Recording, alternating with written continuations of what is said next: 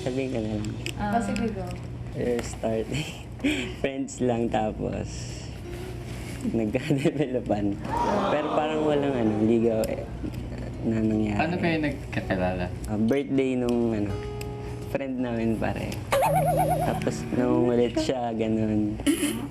Typical ba din na ako? And hindi naman siya mahirap pakisamahan. Grabe na. Pero aware ka na may boyfriend si Vanina ngayon? Wala 17 na lang kami. yata Ngayon lang siya. ulit kami nag Matagal na. Matagal na, 3 years na. Oh. 3-4 years na eh. Pero Tapos parang bigla lang din nawala. Kasi actually meron na akong anak. Congrats! lalaki babae. Lalaki. How old is he na? Mag-3. Okay. Dahil doon, hindi na tuloy sa amin. Oh. So, Did you... Medyo hinipan ko pa po ang aking mata para ako medyo maluha. Ginanyan ko pa po. Ay, medyo teary-eyed po ako dun, kuya. Kagaling ko dun. Ano po, nag-iwan Just enjoy. nakabuntis siya.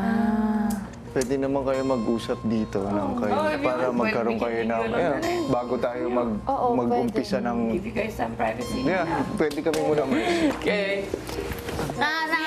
Para maibsan ng inaakalang tensyon, ang ilang housemates lumabas muna ng bahay. Girls, especially support nyo na lang si Vanina emotionally. Medyo kailangan. Mamayang gabi pa yan. Mahirap kasi they didn't Hirap. have proper closure kasi they broke up because kabuntis siya. Tayo na. Ay, Mag-swimming test. Swimming, sumales, shakales.